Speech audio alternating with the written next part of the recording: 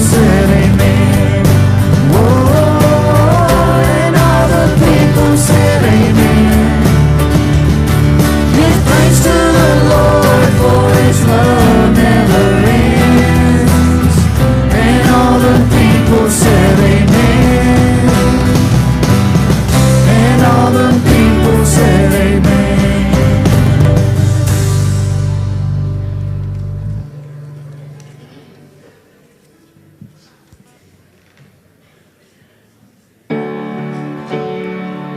When the best of me is barely breathing, when I'm not somebody I believe in, hold on to me.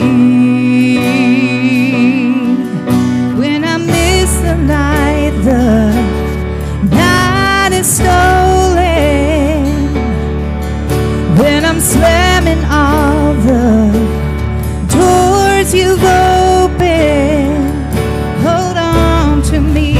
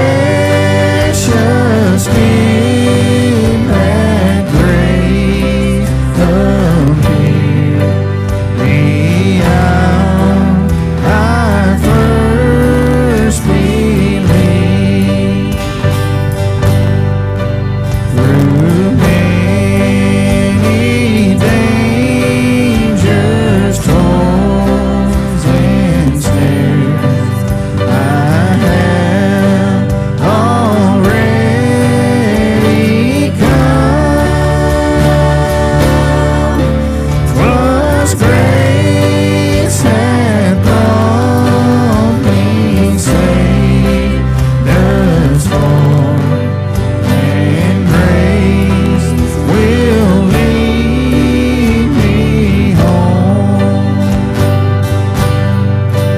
When we've been there 10,000 years, bright shine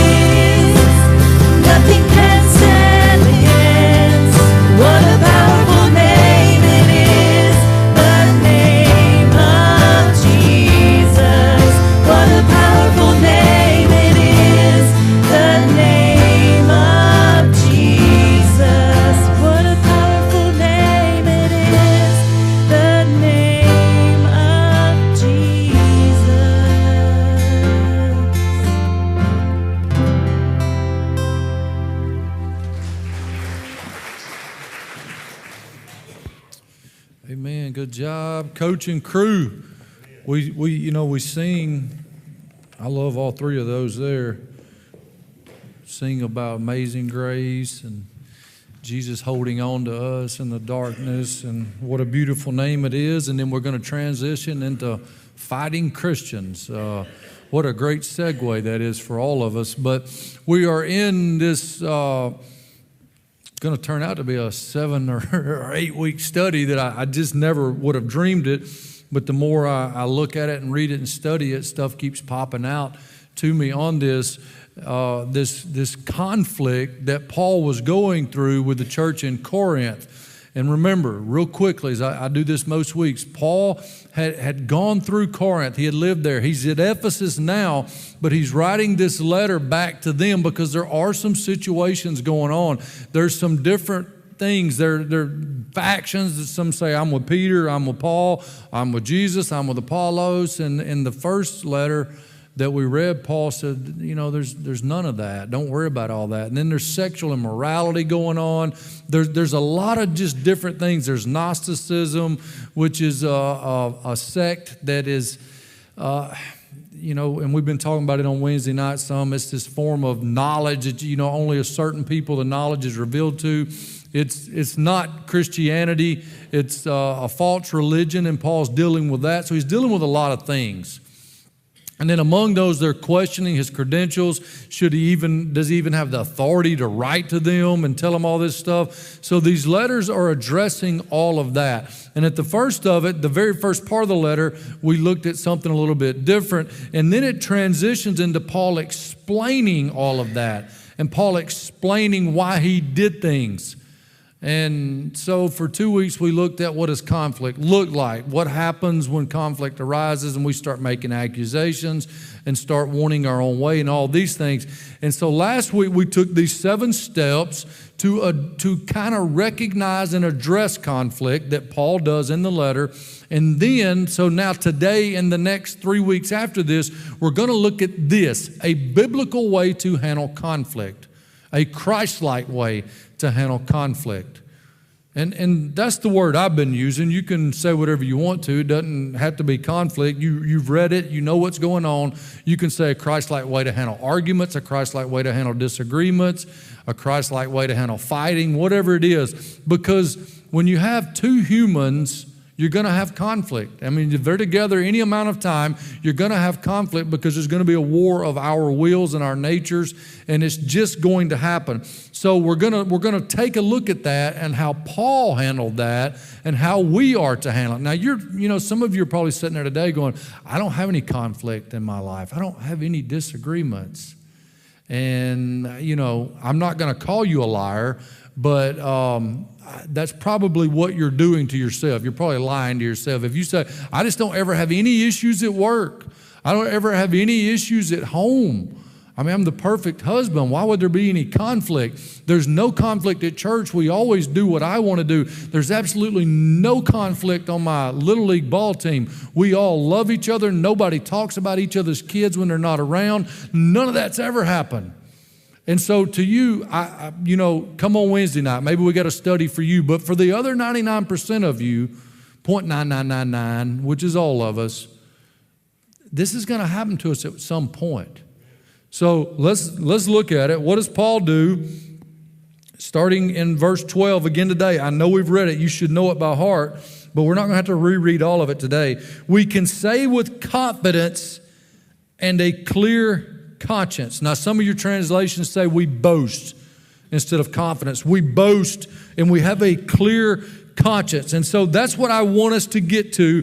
That's going to kind of be the thesis of the next 4 weeks. How do we have a clear conscience in dealing with conflict? Something's going on in your life, something maybe you and your wife are not getting along, something at work, whatever it may be. I want us to be able to look at this and go, okay, now I know how to have a clear conscience when it comes to dealing with conflict. This is the Christ-like way of doing it. So Paul says, I boast or have this confidence and a clear conscience that we have lived with a God-given holiness and sincerity. So now some of your translations, instead of holiness, will say honesty. But the first thing that I want you to get or write down today is this: how to have a clear conscience is to live a holy and sincere life. Now, the reason it says honesty in some translations is there's a little bit, this word holiness, it can mean a couple of things. It can mean set apart, which is where we get the word consecrated from. Set apart or pulled apart, which means to live different than the world. Now tonight we're going to be in Isaiah, and I'm going to take a much deeper look at this word holiness, and it kind of led me to it this week when I was looking at that. But this word holiness means to be set apart from the world, which means we don't live like the world does. And as somebody said in our Bible study class this morning, if you live a fully devoted life to Christ, people are going to look at you and think you're funny. And that's what it is. That means to not be of the world. We're in it, but we're not of it. And that's what that holiness means, to be so consumed with Christ, to hunger and thirst for righteousness, that people look at you and go, there's something different about him. He is set apart. Or she is set apart. But the second part of that is pure motives. And that's what this translation in 2 Corinthians more than likely means, which is why some people translate it honesty. And so the word holiness can mean to be set apart, to be cut apart, or pure motives. And you kind of put them together, and it still makes sense, this holiness. And so Paul says, in order to have a clear conscience, and in order for us to be able to boast and brag about what's going on, and that's a Christ-like brag that we'll get into later, is that we have lived a life and still live a life with God-given holiness and sincerity. So the first question I want to ask you this morning is this: are you living a holy life? Are you living a life that is set apart from your non-believing friends or your lukewarm Christian friends? Are you doing the exact same thing they're doing? If so, you're probably not set apart. You're probably not living a life that's any different. If you're doing the same things they're doing, if you're going to the same events, watching the same shows, acting the same, talking the same, if you're doing all those things the same, then your motives are probably not pure, is what Paul's saying. You're probably not living in sincerity. We looked at that word a few weeks ago. That just means to be examined under the light. Now you can see why this is important when it comes to conflict. So we're dealing with conflict. We have a problem. Let's just say it's me and a neighbor or a friend, whoever it is, and we have conflict. It is important for us when looking at that conflict and addressing it like we talked about last week, to be able to look and go, I've examined myself and my motives are pure here and I'm sincere. You can put everything I've done under the light and examine it, because my motives are pure. Now, I get it. We're human. It's impossible for us to have completely pure motives all the time or be holy all the time. Again, we'll look at that more in detail tonight. But this means, generally speaking, are we doing things with pure motives? So when we examine the conflict, whatever it may be, whatever the problem is, are we going, hey, am I doing this for the right reason? Am I doing this for the glory of God? Have I handled this in that manner? If God examined all of my motives and my thoughts and all of this, and he put them under the light, would they pass the test? And so that's what we ask ourselves. So Paul then says, let's go to the second thing. He says that I have lived with God-given holiness and sincerity in all of our dealings. Well, you may ask yourself, I can't do that on my own. And I would say, no, you can't. You can't live a holy life on your own. How do we do that? We have depended on God's grace and not on our own human wisdom. Paul says the only way we can live holy lives and sincere lives is through the grace of God.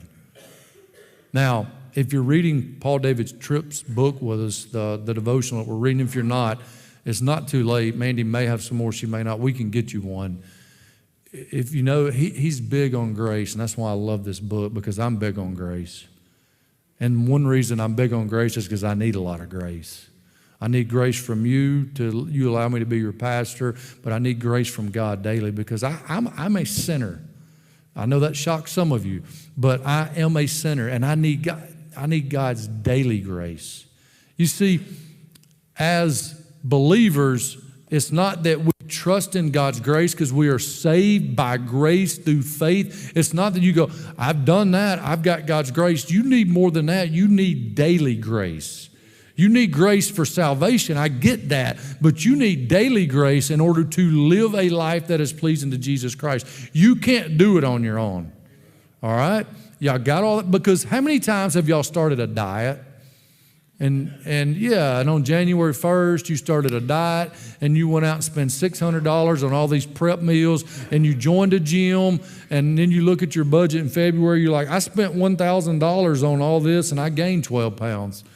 Because you made it to about January the 4th, just to be honest, on your diet. Or how many of you go, I'm going to run a marathon this year. I'm going to run a 10K. And then you get out in the first 100 yards, you can't breathe and you're itching. You know, your hair's standing there. You're like, oh, I got that itchy feeling. I'm done. My knees hurt. I just can't run this 10K. And you've went out and bought new shoes and new clothes. You're like, well, I guess I'll just write them off as a loss. We all try to do things on our own.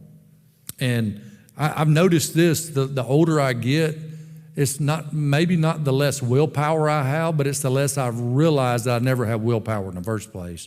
It was all God's grace. Now, I could do things when I was younger. I could say, okay, I'm just going to do this. I'm going to lose some weight, and I could do it. But it's like the older I get, and I think it's the psychology of it now that I'm a diabetic and the doctors tell me I can't have sweets, like I just crave them. Like I really need that apple pie. I really would like a piece of that pecan pie. We bought some bundt cakes from my niece the other day, and it's like 7 of them been sitting there, and I have to walk by them every day and look at them and go, I really want to taste that red velvet cake, but I can't. And it's tougher now, all right? It's a lot tougher. But I used to think I had willpower. I didn't. I was just younger and could do some things. But I realize now it's all God's grace. Even when I were doing things in my own mind, it was God's grace then. I just didn't recognize it. You need God's grace daily. You need God's grace to be a good husband. You're like, well, I'm pretty good on my own. No, you're really not, all right? You need God's grace. You need God's grace to deal with people at work. And it's not like you wind the clock in the back like the old toys and go, okay, I got grace for the year. I'll be good to everybody at work all year. I won't snap at anybody. That's not how it works. You need daily grace. We cannot live a holy life on our own. I'm just telling you right now, we can't live a life that's set apart. There has to be some desire in ourselves, but in order to avoid this conflict, in order to handle it the right way, we have to live the holy life, but we have to rely on God's grace. So when looking at it from a conflict point of view, Paul says, yeah, we've lived this certain way, and we did it by God's grace. So when that conflict is, like I said, we're going to use me and my neighbor, that I've lived a holy life, I'm living with a clear conscience, I'm living under the scrutiny and under the light, and people can look at it and go, well, I think he's sincere. The only way I'm able to do that is to daily rely on God's grace. And that's the second step to handling conflict. And then let's go further. Put my glasses back on. It says, that is how we have conducted ourselves before the world, and especially toward you. So the third thing is this, our conduct. And in order to have a clear conscience, in order to be able to boast in Christ that we have lived a certain way, we have to live holy lives. We have to do it daily by God's grace, and then that trickles down into our conduct. You see, it all works together. And if we are holy, if we are living a holy, set-apart life, it's God's grace that allows it. But when that happens, we see it come out. What does Jesus teach us? That from the mouth comes what's in the heart, what's in the head. It's going to come out. If we are living a holy life, if we're walking with Christ and we are living a consecrated life, other people are going to see it. Inside the conflict that we're talking about, I'm not saying the person's going to always go, you know what? I know you're living a holy life. You're living for Jesus. There's no way you would do this on purpose. I'm not saying that's going to happen. But what can happen is, goes back to this. We have a clear conscience. Look, if you live long enough, you're going to make somebody so mad that they're never going to talk to you again. Just going to happen.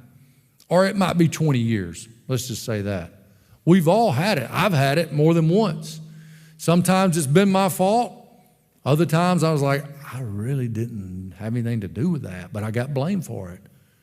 I've apologized. Sometimes it works out. Took a few years, you're like, hey, I'm over that. There's nothing we can do about it. Sometimes the people still don't talk to me. Sometimes it's misunderstanding, sometimes it's not. But here's what I know, that if I'm doing this, if I'm living a holy life and I'm relying on God's grace, and I have apologized and repented and asked them to forgive me and asked God to forgive me, that's all I can do. I can live with that clear conscience now that, hey, this is all I can do in this situation. And then that's going to come out in our conduct. Now, here's what you're going to realize. You can't do any of these things. You can't live a holy life, and you're not going to rely on God's grace, and your conduct is not going to be right if you're not daily dying to yourself, just like we looked at this morning. If you're not daily in the Word, if you're not daily praying and asking God to give you this. And I know you think, well, that's all we talk about. We talk about walking with Jesus and reading and praying because that is the root to everything. That's where it starts. That's where it begins. So in the conflict, you have to say, Lord, there's an issue here. These Corinthians aren't listening to me. They're getting wayward. They're following false gods. They're allowing sexual immorality. They're following different factions inside the church. And none of this is the way it should be. So I'm going to write to you. And the reason God spared me from coming to you is out of love, because if I come, I was coming with a rod and I wasn't coming to brag on you. But I promise you, and I can say it with a clear conscience and a sincere heart, that I have acted in all of our dealings with you in holiness. And I did that through God's grace. And you can tell it in my conduct if you take time and go back and look at it. And that's what Paul told them. Now, the way Paul was able to do that is because he was walking in the Spirit. So I asked you a first question. I said, are you living holy lives? I forgot to ask you the second one. Are you walking in God's grace daily? Or do you think, I'm okay? Because believe me, I know some people that are not believers and they think they're good enough. I'm really not that bad. And you got to see yourself, as we just sang, a wretch, that you're not deserving of God's grace. And the more you see God's grace and God's holiness, the more you'll see your need for His grace and how unholy you are. And then that flows into the humility and the conduct. And then when you have humility in your conduct, conflict is a lot more apt to be resolved. Just going to tell you. So here's where we are. 10 minutes, Coach. Here's where we are. None of this is going to happen. You cannot have a clear conscience in your dealings, in your conflict, without living a holy life, without walking in God's grace and that flowing into your conduct. And we can't do it on our own. I told you about the diets or the running. And I tell you all the time about the Baileys, we just have it. We have quick fuses. It's just how we go. We don't have a lot of patience, and we don't have time for nonsense, if it's what we consider nonsense, okay? And so, I pray about things, and I ask God to heal me, and He does. And he Lori will tell you, I've gotten a lot better on traveling. Used to, you can't. If you're going down the right side of the road, you're not allowed to stop at anything on the left side of the road because it just wastes time. There's no need in eating inside when it just wastes time. I don't care if I've got ketchup and mustard all over me when I get somewhere, I have saved time, all right? Because it's going to get something on me, all right? And that's why I just got to where a few years ago I'd order all my burgers with no condiments. And I was like, it's safer that way. I'm going to eat and I'm going to keep going. But I've gotten a lot better. But I still don't like for things to interrupt me, and I struggle with that. And if I'm not praying, then we're going to have problems. And so inevitably, Tuesday, I had to go into a government office building, which is not good for me. And I had to go to the new tag office in Hartselle. And I promise you, I walked in And I looked and I was like, you've got to be kidding me. There were 17 people ahead of me in there. And so all the thoughts start going through my head. Why is this woman over here not doing anything? She's sitting there. All she's got to do is walk over here and help these other 3 ladies out, who were working hard, by the way. They were working real hard. But I'm going to tell you, it could have been, what's that commercial? It's not the Prudent, whatever it is, that insurance, Progressive, that was a Progressive commercial, okay? Because it was old people in there. And I say old, I know I'm about to be 50. They were all older than me. It was a Progressive commercial waiting to happen. The first thing I do when I walk in, there's this one woman on a speakerphone with 17 people in there. Yeah, I don't know what he did last night. And I'm like, oh, please, Lord, no, I don't want to do this today. And so I start looking around, I'm like, are all these people ahead of me? Surely they're going over here. And I notice that woman's not doing anything. So now I'm mad at her because she's not doing anything and she's getting paid. And so another woman comes in behind me and she's like, Lord, have mercy, at the line. And the guy sitting here, he was the comedian in the room. He goes, I give you my number for $50. And I'm like, no, we're not going here today. And so this woman starts complaining. And she's like, I don't want to wait in this line. I'm thinking, shut up, woman. We're all waiting. All right. I don't want to be here any more than you do. I'm trying to read, honestly. And so then she sits down here, and there's another woman about here, and they're having a full-blown conversation across the room, and they're strangers. They're like, how many tags you got? And it just starts going back and forth. Well, my husband does this. And it is, y'all have seen the Progressive commercials, don't be your parents. Don't put a speakerphone on with 17 people in the room. You don't talk to strangers across the room. You don't offer people money for their ticket, all right? So then I finally get my number called, and then this one guy, literally, I'm in the middle, the guy beside me comes in, he comes back, he goes, hey, I was in here earlier and I had to go back and get this. And she goes, get another number. Oh, I wish you'd have seen his face. He goes, you mean I got to wait in that line again? And he starts going crazy. And she's like, yes, sir, get in that line. And I was like, I really don't blame him. So then another older gentleman, probably pushing 80, he comes walking in. He just walks up like this, walks to the desk, and she's like, can I help you? He goes, yeah, I'm here to get my tags. She goes, sir, do you see that waiting room full of people? You can't just jump in front of them. And he's like, oh, there's a line. And she goes, what do you think all those people are doing? And I'm like, look, he's 80. Let me help him. She goes, you just draw a number. And he goes, where? And she goes, that thing right there at the door. He goes, I don't know how to do that. And I was like, okay, let me help you. So I go over there and I punch his number and I said, you see that? They'll call that out and you'll come. And I said, it's going to be an hour, so just get ready for it. He's like, an hour? I'm like, yeah, I know. They're not fast. Go sit right here and don't talk on your speakerphone, all right? I'm about done. So I left there and I was done. And I really bragged on myself. I was like, I handled that well, Lord. I didn't snap on anybody. I was helpful to the 80-year-old, and I did everything good. And I thought, I'm really, really, really getting better, Lord. And I mean, we go to Birmingham a couple of days later with Lori, and some woman is driving 40 miles an hour on the interstate, and I'm pinned in. And everything I had done good at the tag office, I lost it. Lost it. What are you doing? I got to get back. I've got this and I got that. And here's the best part. I'm like, you stupid woman. I was like, it's got to be a woman. Got to be. No man drives this bad. I pull up beside him and I'm going to look, and it's a white dude about my age. And I'm like, are you kidding me? You're discrediting every male alive by driving like that. And I watched him. He continued to drive 45 on. I'm like, you're going to get somebody killed. Somebody like me that's impatient, but you're going to get somebody killed. And so then I get home and I'm like, you know what? I need some of that daily grace. Because I thought, the tag office, I thought, man, I'm getting better. I'm getting better.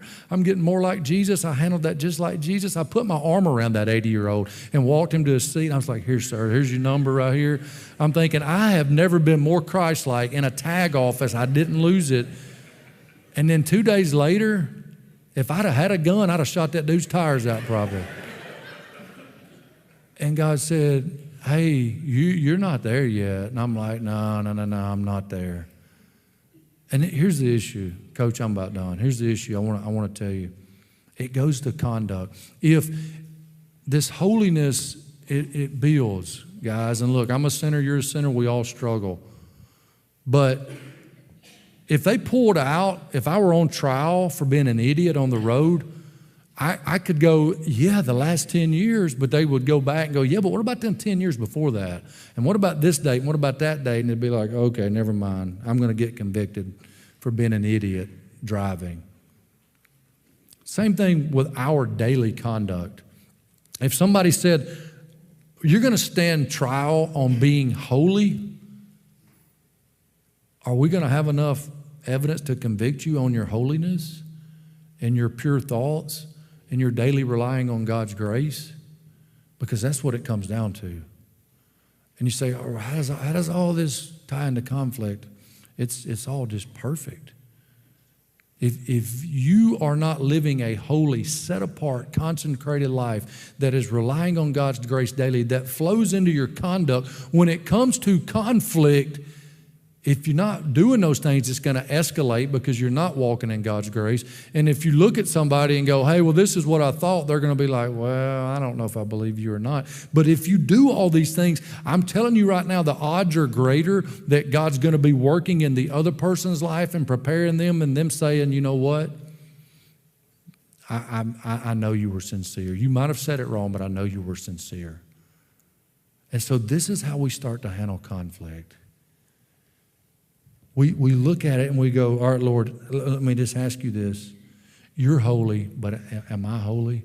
Peter said it, to live a holy life, to strive for holiness. Are you doing that? Ask yourself that. That means to be set apart, away from the world. Are you, let me just put it in everyday terms, are you trying to be more like Jesus every day? That's holiness, being more like Jesus. If you're doing that, then that's the start. But if you're not, you say, well, I've been trying, then quit and allow God to work in your life. It's God's grace that gets you there. And then that flows out of your conduct. So it all boils down to this. Can you today say you have a clear conscience on how you're living your life? Are you holy or are you fleshly? Doesn't mean you're not saved. It just means you're not walking with Christ the way you need to walk. So here's what we're going to do. I'm going to ask you to go ahead and stand. I'm going to ask you to go ahead and bow your heads and close your eyes. In about 1 minute, Coach is going to start strumming on this guitar. And then he's going to sing shortly after. This is what I want you to do. I want you to understand this, that if you're here today and you've never put your faith and trust in Jesus Christ, you've got to get this holiness part right. God is holy. He is perfect. He does not allow sin in His presence, which means He doesn't allow sinners in His presence without being holy. How do we do that? We put our faith and trust in Jesus Christ. He appeased God's wrath on the cross for us. We are holy because Jesus is holy. Now, that is a different type of holiness in this. We are holy forever, but that doesn't mean we aren't perfectly living holy lives. That comes from daily dying to ourselves and giving into God's grace. And then people will see the holiness in our lives. So if you've never put your faith and trust in Jesus, get it right today. I'll be down front. I'll talk with you. Love to talk with you. For the rest of you, it just goes like this. Ask yourself this question. Am I living a holy life? If you're not, get it right. Coaches, somebody's going to sing. You sing, you pray, and you just be obedient.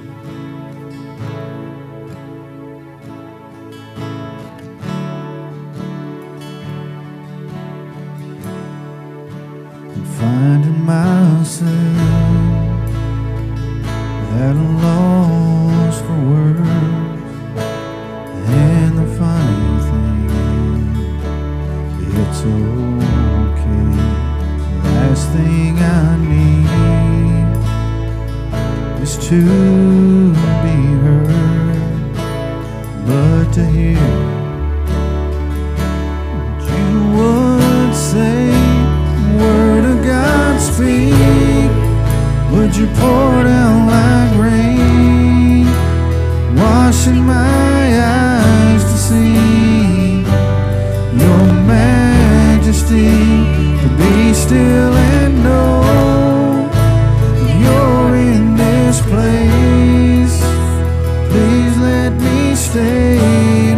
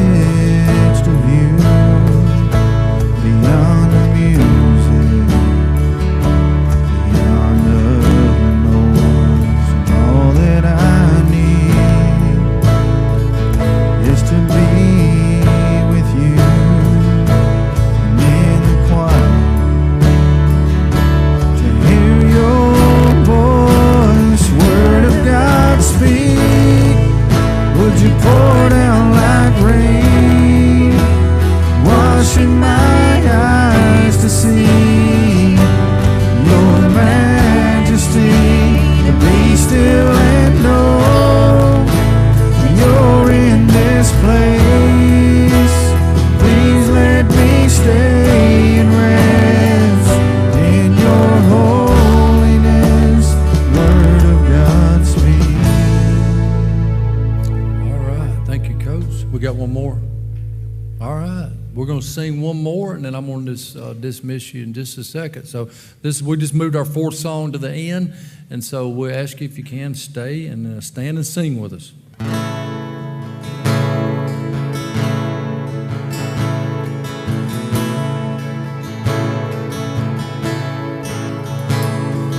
Who tells the sun to rise every morning, colors the sky with the shades of His glory, meets us with mercy and love, Jesus does. Who holds the orphan, comforts the widow, cries for injustice, feels every sorrow, carries the pain of His children, Jesus does.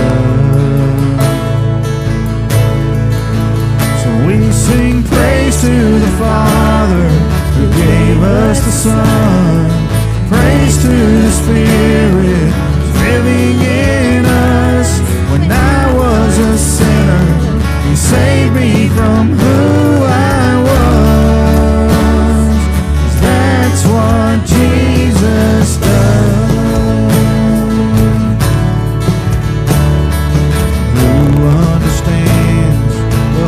Of the sinner, showers His grace over all our mistakes, washes us clean with His blood, Jesus does.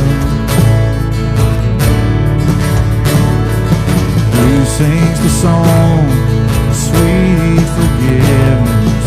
Who stole the keys to hell and the grave? Who has the power to save? Jesus does. And we sing praise to the Father who gave us the Son, praise to the Spirit living in us. When I was a sinner, He saved me from who I was. That's what Jesus does.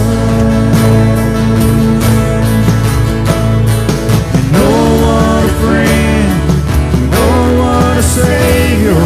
He's always been good, He's always been faithful. He came to my rescue when I needed Him most, and saved my soul.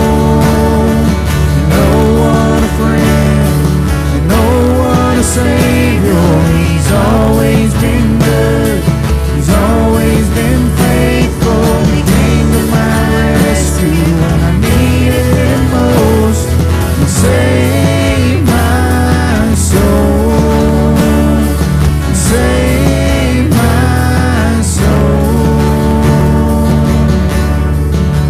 So we sing praise to the Father who gave us the Son, praise to the Spirit living in us. When I was a sinner, He saved me from who I was. So we sing praise to the Father who gave us the Son, praise to the Spirit